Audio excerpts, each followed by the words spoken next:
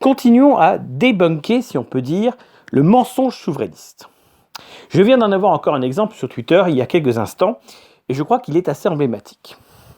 J'explique à un moment donné que les souverainistes défendent, de fait, en voulant à tout prix rester dans le cadre administratif français, une nationalité largement dévoyée et dévaluée. Effectivement, tout le monde sait que la nationalité française aujourd'hui a perdu une grande part de sa pertinence.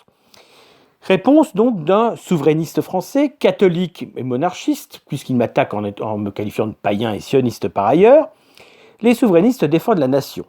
Je lui réponds, non, ils défendent une vision anti-identitaire et donc anti-nationale de la nation. Voilà la réponse. Vous avez une vision racialiste, c'est votre droit. Pour moi, c'est pas ça la France. Et je me fous de l'Europe, je crois aux nations et au respect dû à la collaboration entre elles. Alors, croyance, clairement. Je crois aux nations comme si c'était une sorte d'idole à honorer. Et puis, évidemment, donc toujours ce mythe universaliste, cette idée, que les nations pourraient travailler entre elles, alors que ce sont des États, et que les États s'opposent naturellement, jouant chacun leurs intérêts propres. Ça a mené à 1914 et à 1939. Ça mène aussi à la guerre russo-ukrainienne.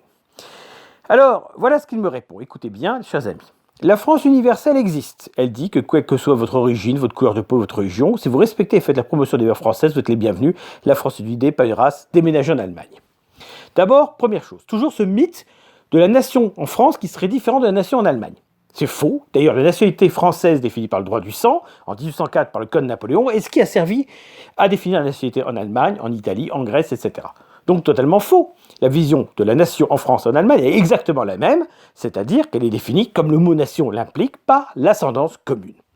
Donc ce mythe universaliste prétendant que la France serait indifférente à l'origine est une foutaise. Alors souvent on s'appuie sur Ernest Renan. Je rappelle qu'Ernest Renan était implicitement antisémite, polygéniste et autres. Donc déjà c'est peu recommandable aux yeux des dogmes d'aujourd'hui.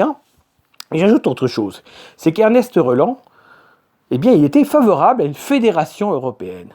Donc, de cette façon, prétendre que Renan définissait la nation française comme une nation non définie par l'ascendance, c'est se moquer du monde.